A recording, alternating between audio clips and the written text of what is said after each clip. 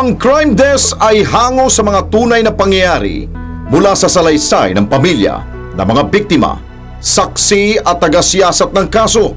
Inihahayag din ng Crime Desk ang panig ng mga suspect para sa balanseng pagtalakay. Layunin ng palabas nito na ilantad ang pagkakakinanlan ng mga suspect o akusado, nasa bilangguan man o patuloy na tinutugis ng batas para sa agarang ikalulutas ng kaso. Sa ngalan ng hustisya, makakaasa kayong patuloy naming babantayan ang mga kasong aming tinatalakay. Babala, ang palabas nito ay may mga eksena, aktual na larawan at video na hindi angkop sa mga sensitibong manonood.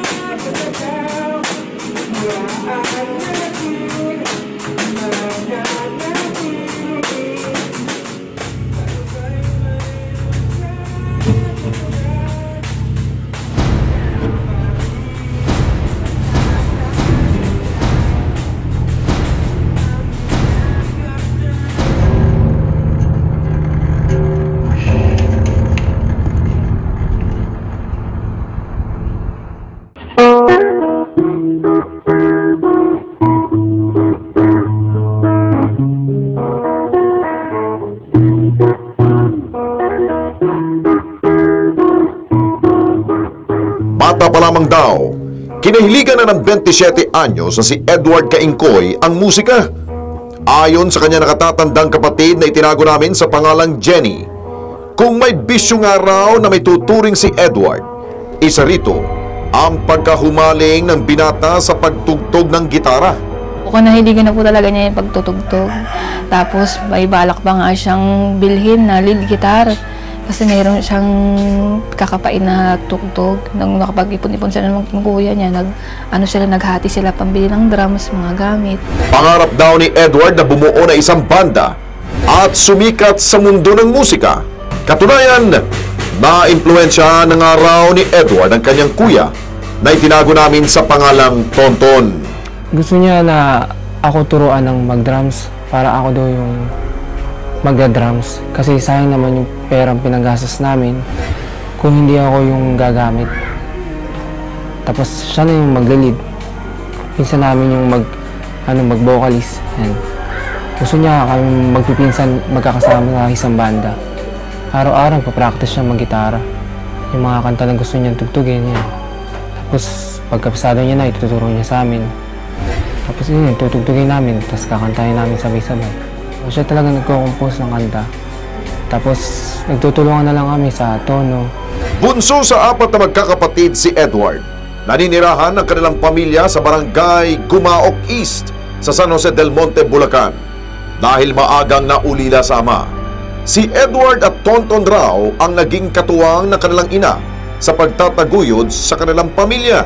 Hindi pa magbabanggit si mama ng kailangan, mag-aabot na yan. O ma, hindi pa nasasabi ni mama, nakabigay na po yung kapatid ko. Pagka kailangan ko po ng tulong, handa po siya na tumulong sa akin. Kapag ayaw niya hindi ako nagsasabi sa kanya. Ang musika at ang pagiging masayahin daw ni Edward ang nagbibigay kulay sa kanilang munting tahanan. Mabait naman siya, makulit, pero gusto lang niya talaga napapansin siya. Kasi gusto niya, hindi pwedeng tahimik kami, gusto namin banding lagi. Kailangan masaya.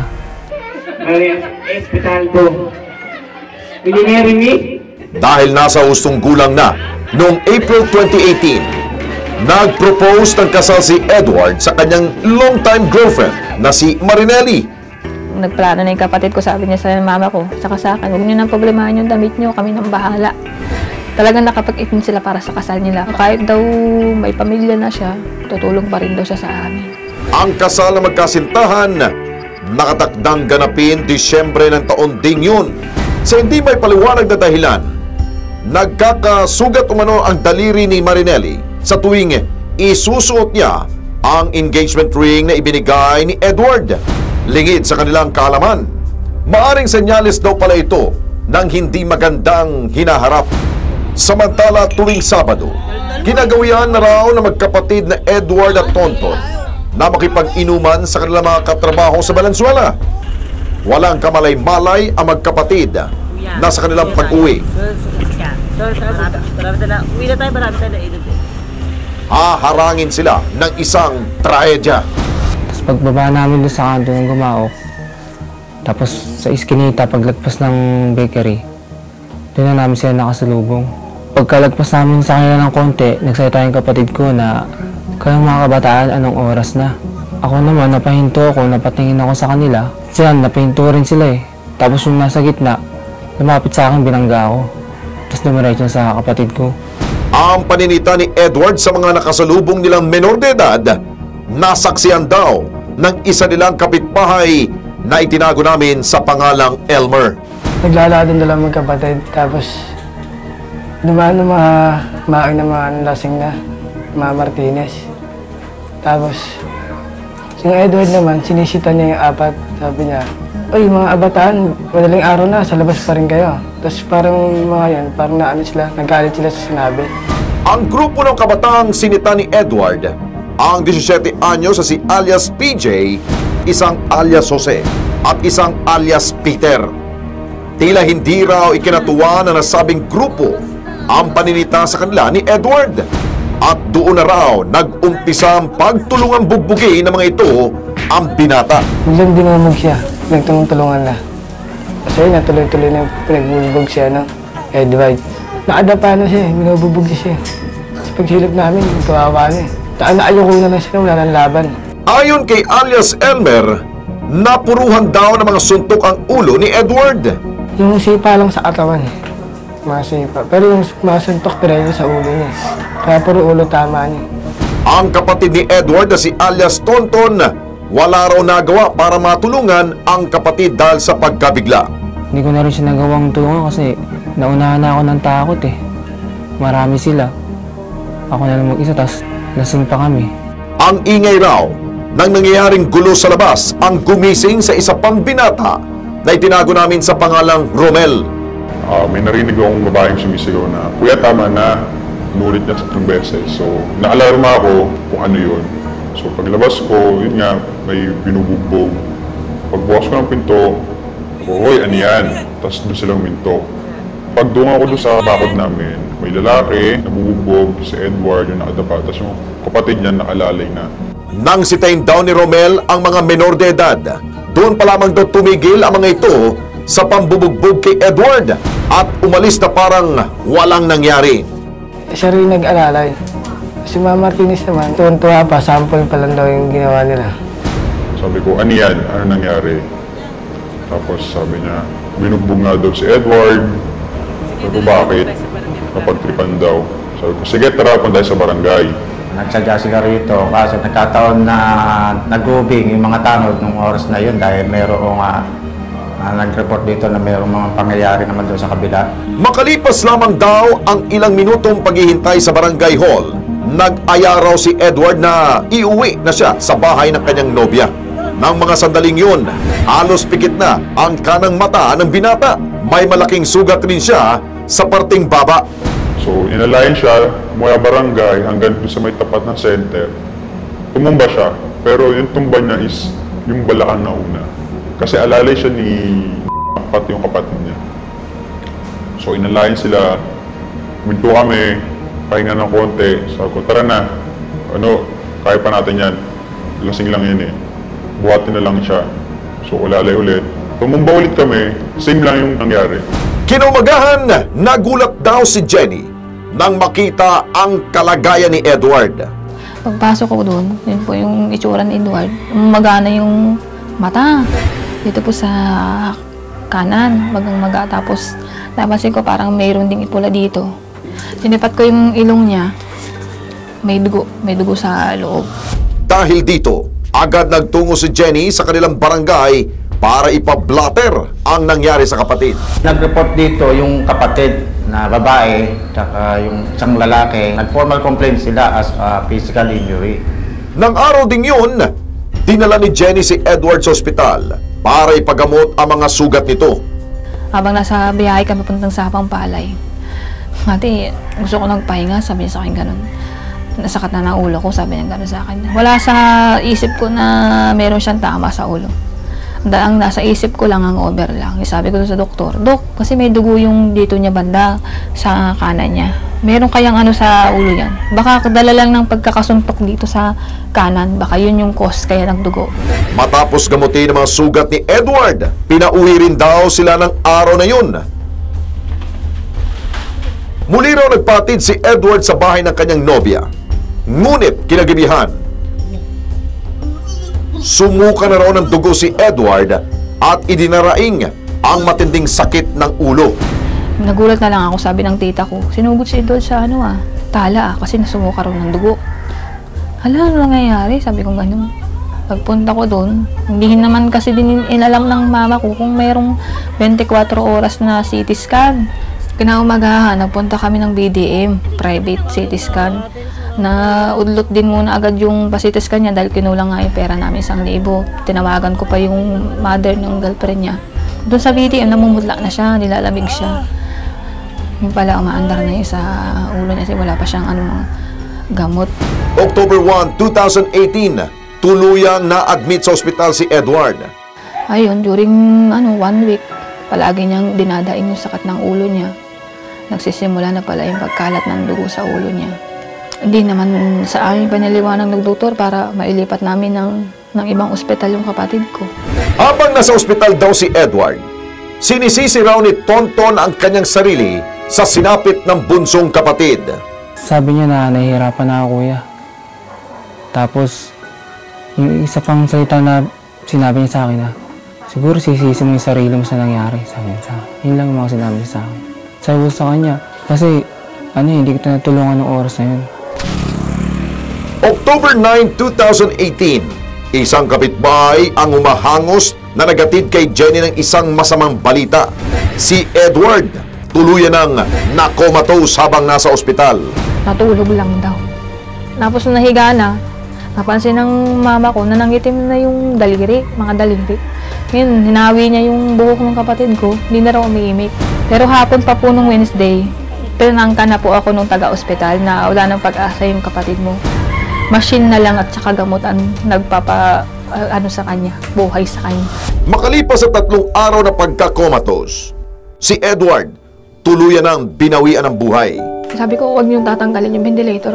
Nantayin niyo ako, sabi kong ganun. Mahirap makita yung kapatid mo na nakanganga doon sa higaan. Kasi nasanay kami na tumutugtog lang siya, mag-iingay siya yan. Ayon sa medical legal, matinding pagdurugo sa utak ang naging sanhi ng kamatayan ni Edward. Sabi ko na lang po sa kapatid ko, kaya natin to. Walang tayong susuko. Kailangan, kung kumilos tayo, parang wala na nangyari. Kasi kung magpapakain tayo sa takot, baka walang mangyari sa atin, sabi ko sa kanya. Samantala, ang grupo ng mga kabataang sangkot sa pambubugbog kay Edward may dati na palang record sa barangay. Totally may mga background sila, yung mga isolated cases nila, mga petty crime na gano'n, yun lang. Ay, yung mga gulo-gulo lang na pangkaraniwan sa mga teenager. Gano'n. Sa tulong ng Public Attorney's Office of PAO, nakapagsampa ng kasong murder ang pamilya ni Edward laban sa mga kabataang nambugbog sa kanya. So base dito, nagsampa ang initial na reklamo, murder laban doon sa mga respondents, yung 3. So magiging proseso niyan dahil nga hindi naman sila hinuli ang walang warrant of arrest. So dadaan sa usual process ng ng preliminary investigation. Subalit dahil minor de edad ang mga sangkot sa krimen, sa RA 9344 or yung Juvenile Justice and Welfare Act, sinasabi doon na pag minor, pag 15 years old and below, walang criminal liability yan. Pero kung above 15 years old but less than 18 years old, walang criminal liability yan kung wala pang discernment. Ibig sabihin ng discernment, kung alam naman niya yung ginagawa niya, kung alam naman niya yung tama at mali, kung naiintindihan ba niya yung epekto ng ginawa niya, kung alam ba niya yung krimen na ginawa niya. sinubukan naming kunin ang panig ng pamilya ng mga akusadong minor. Ngunit tumanggi silang magbigay ng anumang pahayag sa amin. Sa kontrasalaysay na isinumiti ng isa sa mga akusadong si alias Jose, itinanggi niyang sangkot siya sa nasabing gulo. Dahil ng mga oras daw na nangyari ang krimen, di umano'y mahimbing siyang natutulog sa kanilang tahanan. Pinagsinungalingan din niya ang salaysay ng isang saksi na di umano'y binatukan pa niya ang biktimang si Edward. Ayon naman sa dalawang saksing inaharap ng mga akusado, ang magkapatid na kaingkoy raw ang nag-umpisa ng gulo nang sinigawan at murahin di umano ni Edward ang grupo ni na alias PJ. Si Edward din daw ang naunang nagtangkang manakit. Kumuha raw ng bato ang binata na akmang ipupukol kina alias PJ. Subalit naunahan daw ni PJ si Edward. Sinuntok daw nito si Edward kaya't nabitawan ng binata ang hawak na bato. Matapos ito, lumayo na raw ang grupo ni alias PJ sa magkapatid na kaingkoy. Dadampot siya ng bato, para mag-self-defense, binubugbog na siya. Yun, pero wala kasing bato dun sa site eh. Wala po kasing bato dun. Na para may ipukpuk sa malaking bato, makakahawak ka ba man ng malaking bato, lasing ka na. Ay parang imposible po yung sinasabi nila na hampasin sila ng bato, yung bubugbog. Sa pagpanaw ni Edward, hindi lamang daw ang magagandang pangarap niya para sa pamilya ang naglaho, pati na rin ang pangako niyang kasal sa mahal na kasintahan. Ang mga alaala ni Edward, tulad ng isang musika, hinding-hindi raw maglalaho at mananatiling matamis sa puso ng kanyang pamilya. Rod, pasensya na kung hindi kita natulungan. Handa naman kami ituloy yung pangarap mo sa tugtog sa music Mamiss kita. Mahirap patanggap, nakasanayan mo na, mahirap nang hindi mo makikita ulit eh. Kasi lahat ng sulok ng bahay nito, nakikita mo siya eh. Hindi man masamang tao yung kapatid ko, maraming kaibigan yun. Sa number pala niya, gagamitin pala sa paglalakad ng benefits niya na ibibigay sa amin. Yun palang purpose nun, hindi para sa kasal. Hustisyang kanilang panawagan sa sinapit ni Edward. Gusto ko na nga po sana silang makulong. Baka mamaya, hindi lang kapatid kong maging biktima nila. Tapos, ayoko na maging balot sa takot yung mga tao dito sa kanila. Kasi maraming nga natatakot sa kanila. Yung binitawan ko salita sa kapatid ko na itutuloy ko yung kaso, yun pala talaga yung babaunin niya sa huling hantungan niya na ipangako ko na yun. Sa halin sumuko sila, pagbayaran nila yung anong ginawa nila sa kapatid ko. Kasi yung sinasabi nila na sinira namin ang buhay nila. Yung kapatid ko habang buhay na nasa loob ng kabaong, nilibing na namin. Sila, nasa loob lang sila ng rehas. Hindi nila mararanasan yung naranasan ng kapatid ko. Isang linggo nagsumakit-sakat ng ulo, tapos habang buhay na namin hindi makikita. Sino kaya yung mas nasira ang buhay sa amin? Samantala, ang mga otoridad may paalala para maiwasan ang mga ganitong klase ng krimen.